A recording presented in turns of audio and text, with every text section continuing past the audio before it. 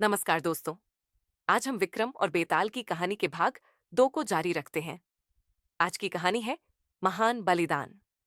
कहानी एक कठोर नैतिक कथा है जो राजा विक्रम और अलौकिक प्राणी बेताल के बीच पौराणिक वार्तालापों के भीतर तैयार की गई है। कहानी 4 मुख्य पात्रों के आपस में जुड़े भाग्य के माध्यम से प्रेम, कर्तव्य, सम्मान और सच्चे बड़प्पन के विषयों की खोज करती है। कहानी सूर्यांश के राज्य में शुरू होती है, जिस पर राजा देवेंद्र का शासन है, जो विशेष रूप से विवाह के संबंध में अपने सख्त कानूनों के लिए जाने जाते हैं। उनके फरमान में कई विवाह और किसी दूसरे की पत्नी को लेने पर रोक है। उल्लंघन के लिए कड़ी सजा का प्रावधान है। यह आने वाले नैतिक संघर्ष के लिए मंच तैयार करता है। नायक धनंजय एक अमीर युवा कुंवारा है जो व्यापारी मलयकेतु की बेटी चंद्रिका से पहली नजर में प्यार कर बैठता है।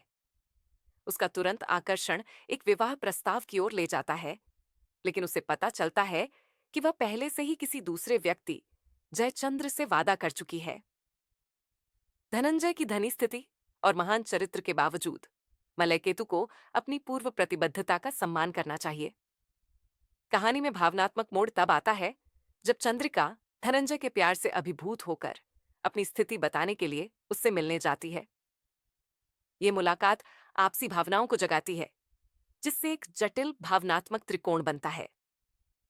चंद्रिका जयचंद्र से शादी करती है, लेकिन ईमानदारी से पारदर्शिता दिखाते हुए अपने नए पति के सामने धनंजय के लिए अपनी भावनाओं को कबूल करती है।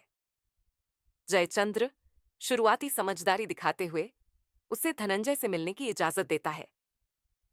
कहानी तब और तीव्र हो जाती है जब चंद्रिका धनंजय से मिलने के लिए जंगल के रास्ते एक भाग्यशाली रात की यात्रा करती है। इस यात्रा के दौरान उसका सामना एक चोर से होता है, जो उसकी ईमानदार दलील से प्रभावित होकर उसे वापस लौटने पर अपने गहने सौंपने का वादा करने के बाद आगे बढ़ने की अनुमति देता है।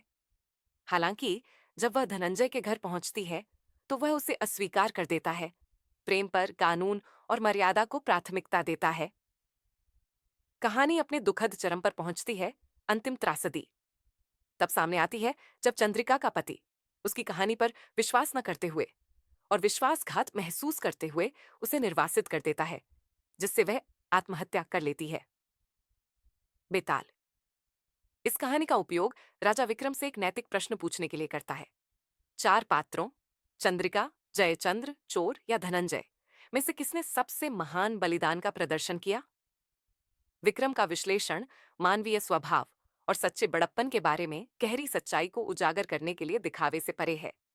वह निष्कर्ष निकालता है कि चोर ने अपने आपराधिक स्वभाव के बावजूद बलिदान का सबसे शुद्ध रूप दिखाया, क्योंकि उसके कार्य स्वार्थी उद्देश्यों से मुक्त थे।